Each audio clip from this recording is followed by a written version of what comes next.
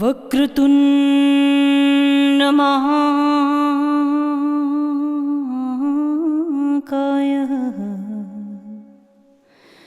सूर्यकोटिसमप्रभा निर्विघ्नं कुरु मे देव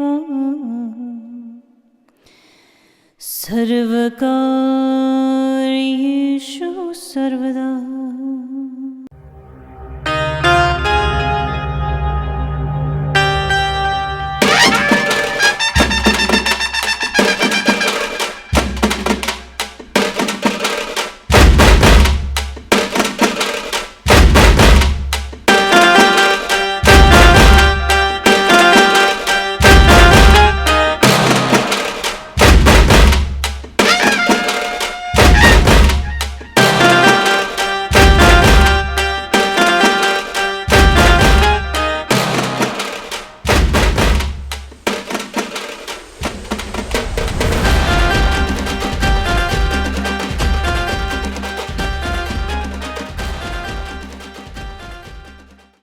পনেরোই আগস্ট থেকে উৎসবের পরিবেশটা শুরু হয়ে যাচ্ছে। এরপর দেখুন পর পর পর পর উৎসব হবে, অর্থাৎ 15ই আগস্ট গেল স্বাধীনতা দিবস, তারপর চলে আসছে 27শে আগস্ট গণেশ চতুর্থী। ভারতবর্ষে বিশেষ করে মহারাষ্ট্রে এবং দক্ষিণ ভারতে তুমুল ভাবে পুজো অর্চনা হবে গণেশ ভগবানের। আমাদের বাংলাতেও গণেশ 2-3 বার আসা যাওয়া করেন। একবার আসেন পয়লা বৈশাখ, একবার আসেন দুর্গাপুজোর সময় মায়ের সঙ্গে, একবার আসেন এই গণেশ চতুর্থীতে। এটা অবশ্য বেশি দিনের কথা নয়। 19 শতাব্দী থেকে এখানকার যারা অবাঙালি ব্যবসায়ী সম্প্রদায় তারাই এই পুজোটা করতেন নিজেরা চাঁদা তুলে, একটা বারোয়ারির মতন। পরবর্তীকালে যত সময় এগিয়েছে এখন পাড়ায় পাড়ায় এলাকায় এলাকায় বাঙালিরা কিন্তু এই গণেশ পুজোতে ওই পয়লা বৈশাখ আর এই দুর্গাপুজো নয়, এই গণেশ চতুর্থীকে বেছে নিয়েছে আলাদা দিন হিসেবে। যদিও গণেশকে বলা হচ্ছে যে তিনি ব্যবসায়ীদের দেবতা, শুভ লাভের দেবতা। এই শুভ লাভ নাকি গণেশের 2 পুত্রের নাম, শুভ আর লাভ, সে কথা পরেই আসছি। কিন্তু বাঙালি তো ব্যবসা বিমুখ, এই অপবাদ অনেক দিনকার, এবং এখনো যে খুব ব্যবসায়ী উদ্যোগী তা নয়, চাকরির পেছনেই বাঙালি বেশি ঘোরে। তা সত্ত্বেও গণেশ কি করে এত পপুলার হয়ে যাচ্ছেন বাঙালিদের মধ্যে, সে প্রসঙ্গটা আলাদা, সেটা নিয়ে আলাদা রিসার্চ করা দরকার। যাই হোক, এবার আপনাদের কাছে আমি যে প্রসঙ্গটা নিয়ে আসছি সেটা হচ্ছে গিয়ে এই গণেশ চতুর্থীর বিষয়টা। নমস্কার, আমি সুজিত চট্টোপাধ্যায়। দিগদর্শনে এবারকার যে বিষয়টা আপনাদের কাছে হাজির করছি, বারবারই বলি যে আমি এমন কিছু তথ্য আপনাদের সামনে হাজির করব যেগুলো এখনো অজানা থেকে গেছে। তার অন্যতম বিষয় এই গণেশ চতুর্থী নিয়ে, এটা কি হিন্দুদের উৎসব? গণেশ কি সত্যিকারের হিন্দু দেবতা? বিভিন্ন ঐতিহাসিক এবং ইতিহাসবিদদের লেখা থেকে আমরা যেটুকু দেখতে পাচ্ছি, তারা কিন্তু বলছেন যে সো কল্ড যে হিন্দু ধর্মের কথা আমরা বলছি, সেখানে যত দেবতা দেখি, মানে বৈদিক যুগের পরবর্তীকালে সব দেবতাই কিন্তু এসেছেন বৌদ্ধ ধর্মের একটা সম্প্রদায়ের যে দেবতা, সেই দেবতাগুলিরই কিন্তু কার্বন কপি করা হয়েছে আমাদের হিন্দু ধর্মের দেবতা। তার মধ্যে গণেশও আছেন, লক্ষ্মীও আছেন, সরস্বতীও আছেন, কালীও আছেন, এমনকি দুর্গাও আছেন। আর তারা দেবী, হ্যাঁ, তিনিও আছেন, যিনি এখন আছেন তারাপীঠে। যাই হোক, আজকে যেহেতু গণেশ বিষয়বস্তু, সুতরাং গণেশ নিয়ে আপনাদের সঙ্গে কথা বলবো। বোম্বাইতে এই গণেশ পুজোর প্রচলন শুরু হয়েছে 1893 সালে। বাল গঙ্গাধর তিলক এই প্রথাটা তিনি শুরু করেছিলেন। কেন শুরু করেছিলেন তার একটা প্রশ্ন, তার একটা উত্তর রয়েছে, সেইগুলোই খুঁজবো। চলুন একটা প্রতিবেদনের মধ্যে দিয়ে বিষয়টা একটু বোঝার চেষ্টা করি। বাংলায় তথা কলকাতায় সার্বজনীন দুর্গাপুজোর চল 1907 সাল থেকে শুরু। মানিকতলা মোড়ে ছায়া সিনেমার পাশের টিকিয়া পাড়ার পুজো সেই প্রথম। এর 2 বছর পর সুকিয়া স্ট্রিটের বৃন্দাবন মাতৃমন্দির সংগঠনে। 1910-এ ভবানীপুরের সনাতন ধর্মোৎসহিনী সভার, আদতে যা হিন্দু মহাসভা RSS এর পুজো। এই বারোয়ারি পুজোর 14 বছর আগেই বাল গঙ্গাধর তিলক স্বাধীনতা সংগ্রামে যুব বাহিনীকে সংঘবদ্ধ করতে মুম্বাইতে সার্বজনীন গণেশ পুজোর প্রচলন করেন।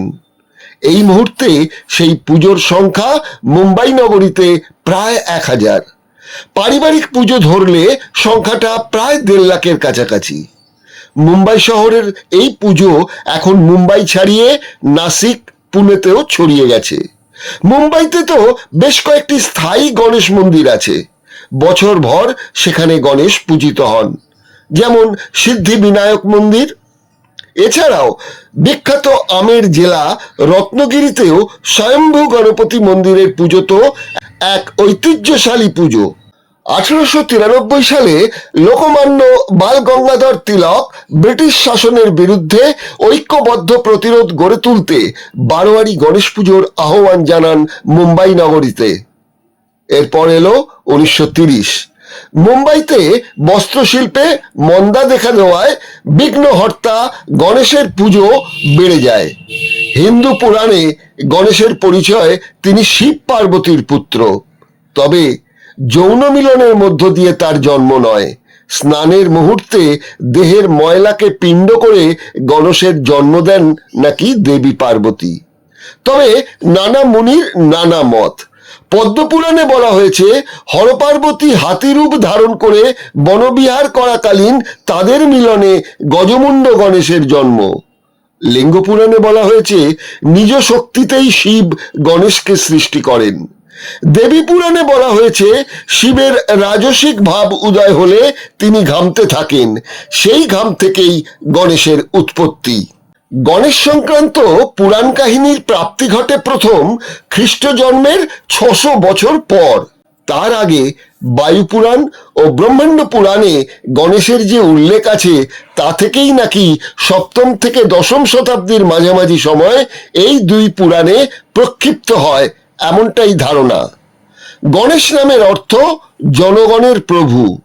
সংস্কৃত শব্দ গণ অর্থাৎ গোষ্ঠী, ঈশ অর্থাৎ ঈশ্বর। অথচ ব্রাহ্মণ্য ধর্মে গণেশ দেবতা হিসেবে ব্রাত্যই ছিল। খ্রিস্টের জন্মের 400 বছর আগে মানবগুহ্য সূত্রে গণেশকে বলা হয়েছে অশুভ দেবতা। আবার খ্রিস্ট জন্মের 400 বছর পর যাজ্ঞবল্ক স্মৃতি রচিত হয়।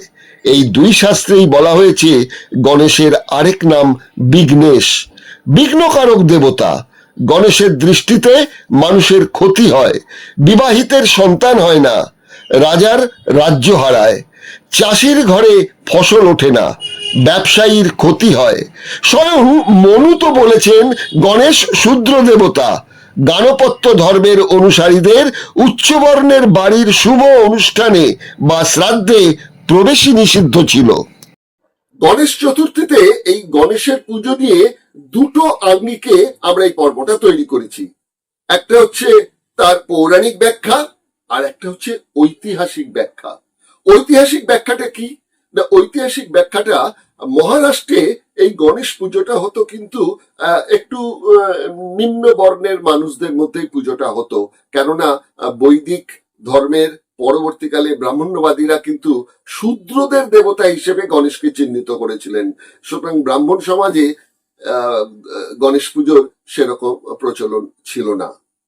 1893 এবং সেই সময়ে একটা যেটা ঘটনা ঘটেছিল সেটা হচ্ছে যে একটা অনুষ্ঠানে, পুজোর অনুষ্ঠানেতে সেখানে মাইক বাজানো নিয়ে একটা হিন্দু মুসলিমের মধ্যে একটা সংঘর্ষ মতো তৈরি হয়েছিল।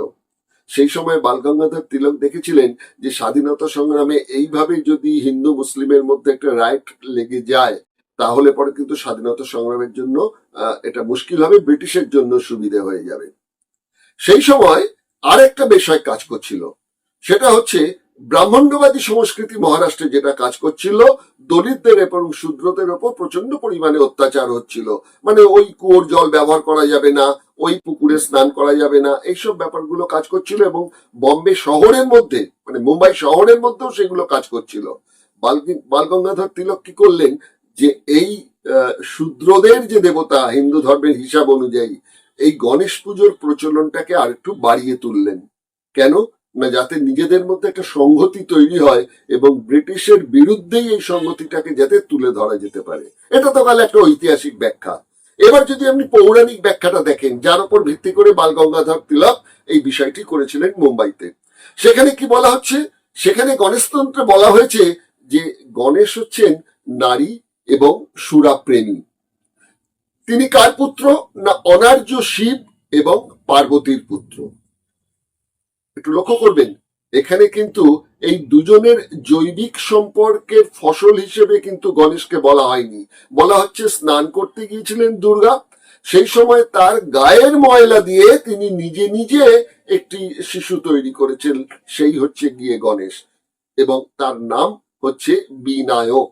বিনায়ক অর্থাৎ নায়ক ছাড়া যে পুত্রের জন্ম হলো, এইটা হচ্ছে কি কিন্তু এস্টাবলিশ করা হলো। আসলে কি না, আসলে যেটা হলো সেটা হচ্ছে বৌদ্ধ মতেতে তারা তাদের যে গণপতির পুজোটা করতেন, সুতরাং ব্রাহ্মণ্য ধর্মে তো বৌদ্ধ ধর্মকে স্বীকার করা যাবে না, প্রথম দিকে তো স্বীকার করা হয়নি।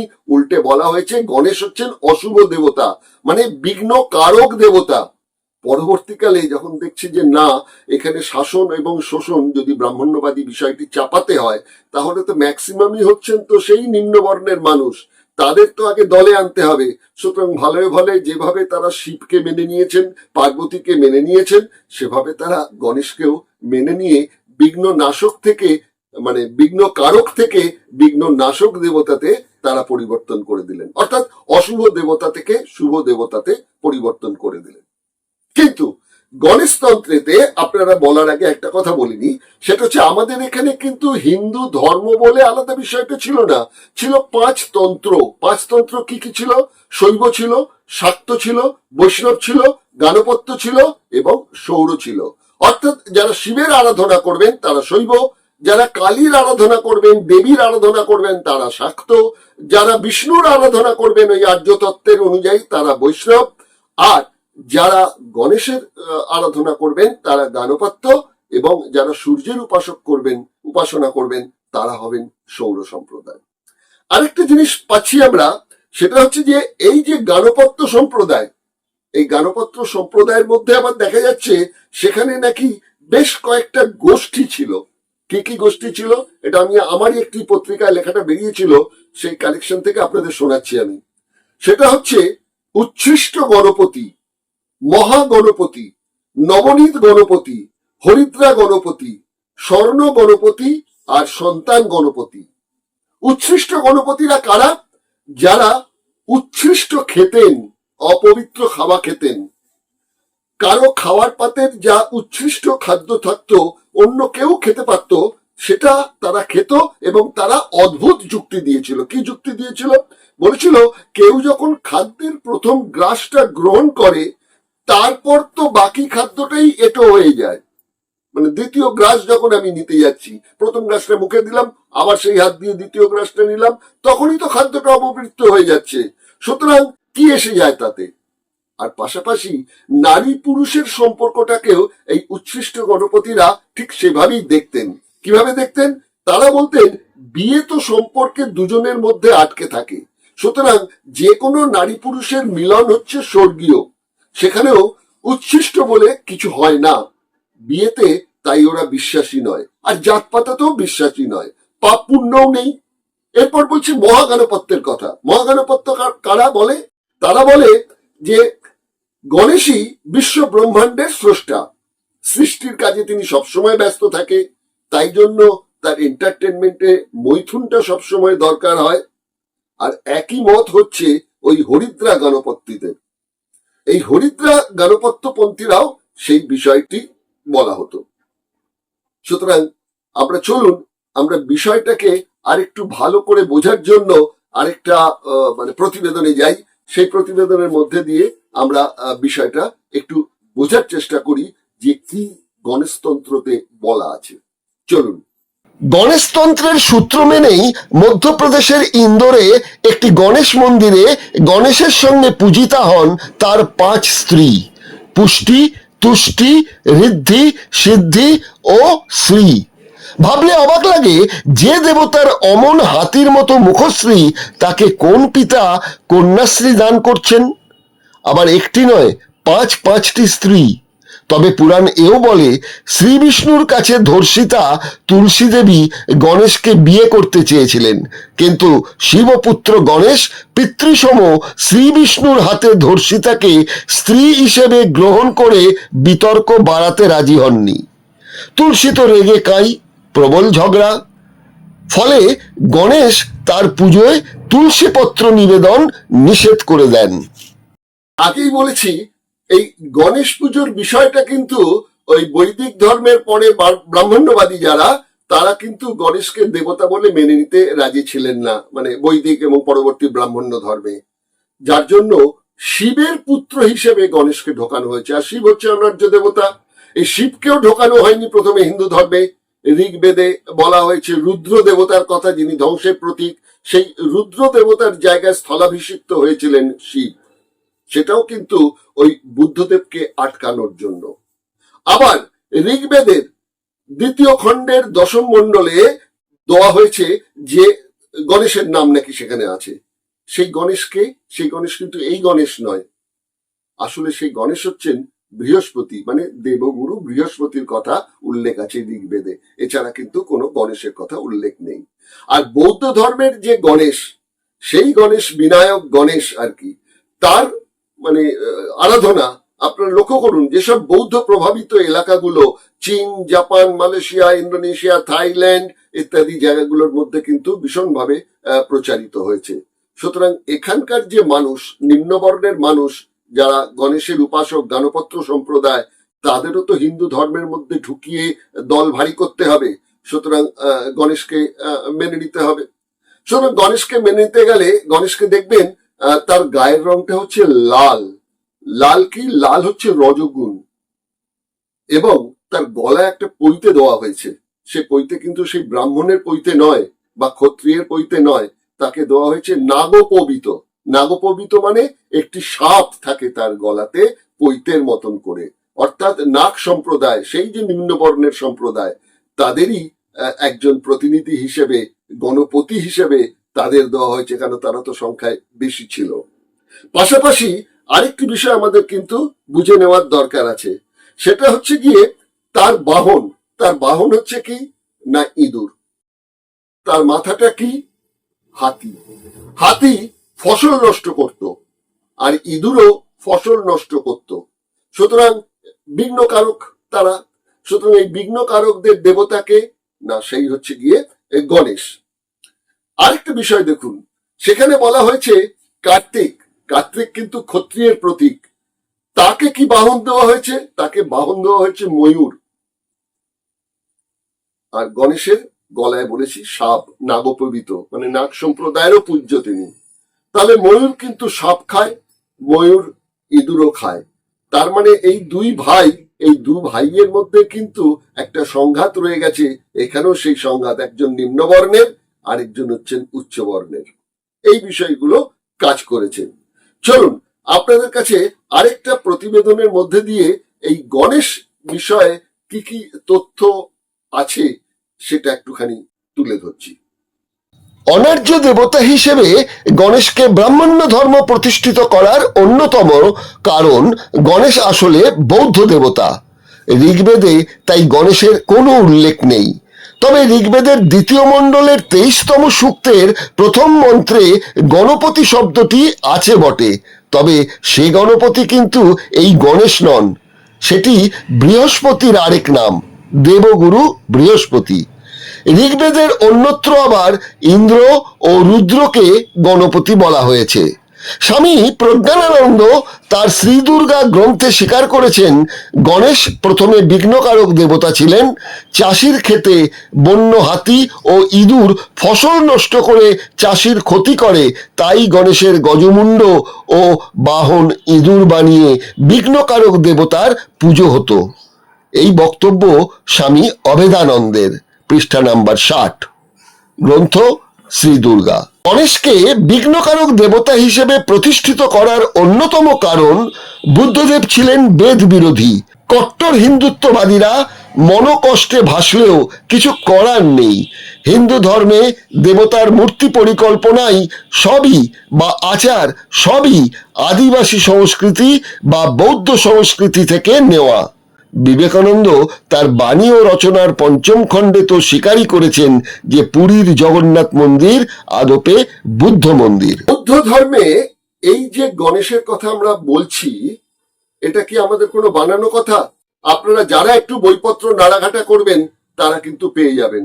আপনারা মনে করে দেখুন, মায়া দেবী যখন সন্তান সম্ভবা অর্থাৎ শুদ্ধোধন মানে গৌতম বুদ্ধের যিনি বাবা, তার স্ত্রী মায়া দেবী, তিনি যখন গর্ভবতী সেই অবস্থায় ঘুমের মধ্যে তিনি স্বপ্ন দেখলেন একটা সাদা সাদা হস্তি শাবক তার দিকে কাছে এসে মিলিয়ে গেল।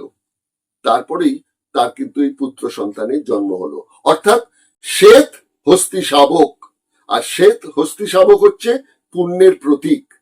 সুতরাং হিন্দু ধর্মেও যদি এই দেবতাকে নিয়ে আসতে হয় তাহলে তার অরিজিনাল গলাটাকে বাদ দিয়ে সেখানে তো হাতির গলা বসিয়ে দিতেই হবে।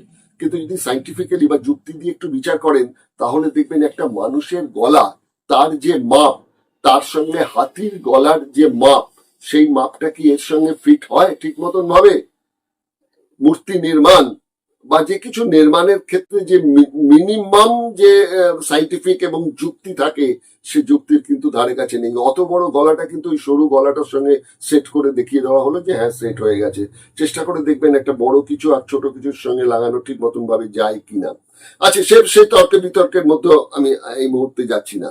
আপনাদের কাছে যেটা বলতে চাইছি সেটা হচ্ছে যে শুধু গণেশ বলে নয়, আগেও বলেছি হিন্দু ধর্মের প্রতিটি দেবতা কিন্তু এইভাবে ওই বৌদ্ধিক যে চিন্তা ভাবনা, সেখানকার বৌদ্ধিক যে দেবতা, তাদের যে কল্পনা, সেগুলোকে সরাসরি কিন্তু টুকলি করা হয়েছে। কিন্তু ওই যে ইন্দ্র এবং যে বৈদিক যে কজনের দেবতা ছিলেন পুরুষ দেবতা, তাদের বাদ দিয়ে বাকিদের ক্ষেত্রে যদি আপনি দেখেন, এবং বুদ্ধের যে ত্রিতত্ত্ববাদ, সেই ত্রিতত্ত্ববাদও আপনি দেখবেন প্রত্যেক পুজোতে কিন্তু একটা করে চাঁদমালা দেওয়া থাকে। চাঁদমালা 3টে করে ফুল থাকে, তার মধ্যে থেকে বলা হয় কি না, একটা বলা হচ্ছে যে একটা হচ্ছে ভোর, একটি হচ্ছে দুপুর, মানে একটি হচ্ছে মধ্যাহ্ন, একটি হচ্ছে সায়াহ্ন, আর একটি হচ্ছে পূর্বাহ্ন। সুতরাং এই 3টে সময়কালকে ধরবার জিনিসটাই হচ্ছে নাকি ওই চাঁদমালা। আসলে কিন্তু ওই ত্রিতত্ত্ববাদ, কোন ত্রিতত্ত্ববাদ? বুদ্ধং শরণং গচ্ছামি। বিবেকানন্দ পর্যন্ত স্বীকার করেছেন যে ব্রহ্মা বিষ্ণু মহেশ্বরের মতো এই যে জগন্নাথ বলরাম সুভদ্রা, এইটাও ত্রিতত্ত্ববাদের ওপর। সুতরাং এটাও আগেই জগন্নাথ পুরীর মন্দিরটাও বুদ্ধ মন্দির ছিলেন। শুধু বিবেকানন্দ নয়, আরো অনেকে বলেছেন। এমনকি রামকৃষ্ণ মঠের স্বামী প্রজ্ঞানানন্দ, যিনি অভেদানন্দের সাক্ষাৎ শিষ্য, তিনি পর্যন্ত বলেছেন যে অভেদানন্দ লিখে গেছেন যে হ্যাঁ, বৌদ্ধ মতবাদের থেকেই কিন্তু গণেশ দেবতার সৃষ্টি।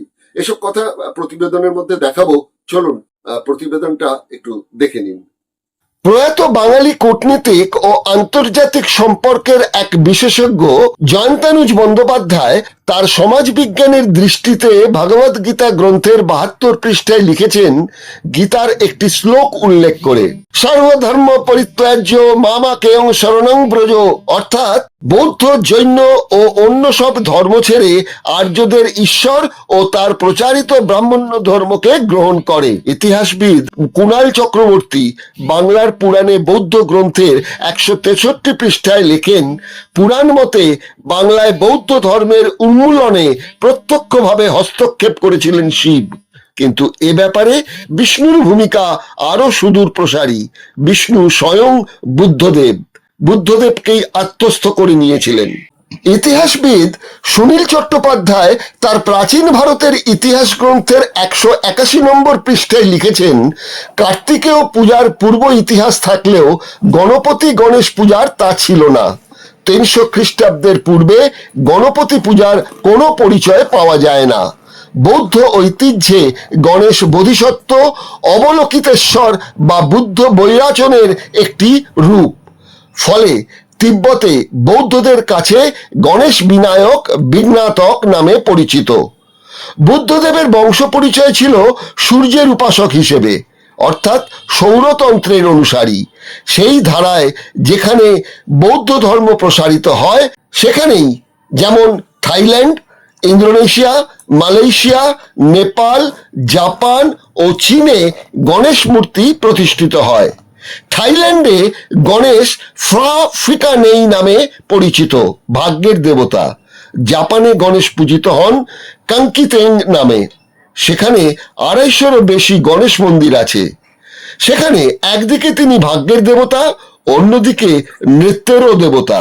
হিন্দু ধর্মে যখন বৌদ্ধ ধর্ম অচ্যুত ছিল তখন গণেশকে অশুভ দেবতা বলা হতো।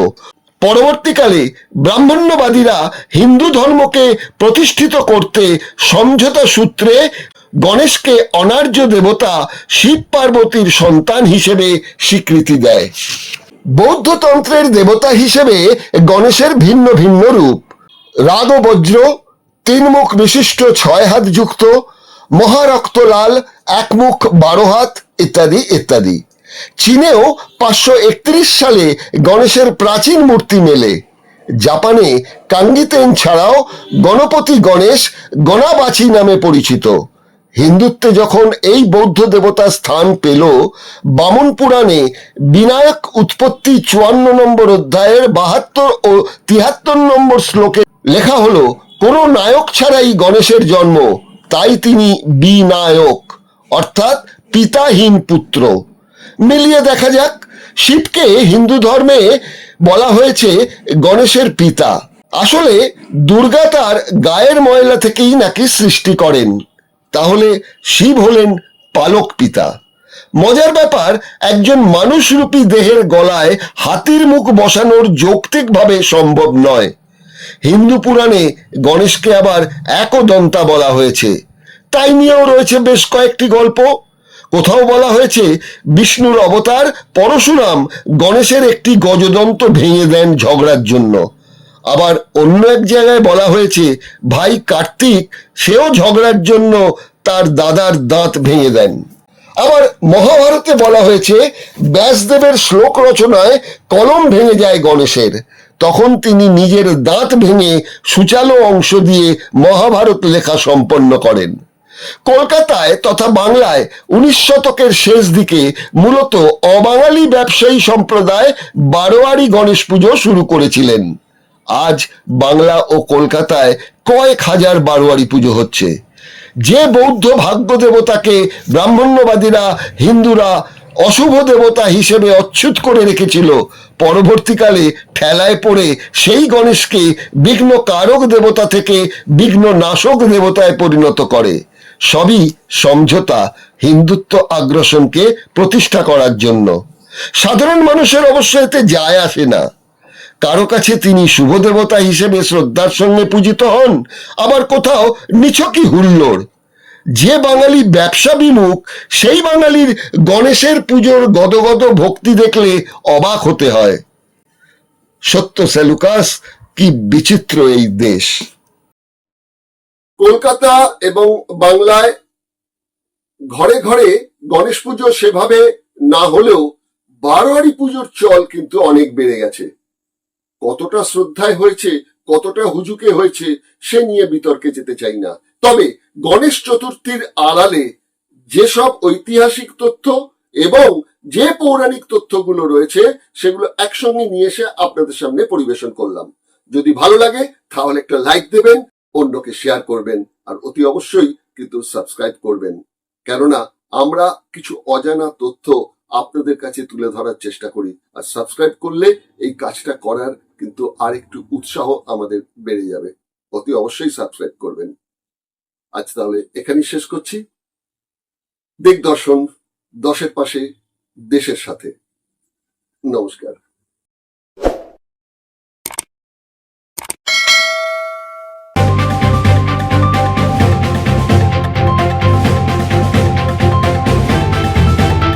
রংহীন সংবাদ আর অজানা তথ্যের জন্য দেখুন দিগদর্শন, 10-এর পাশে, দেশের সাথে।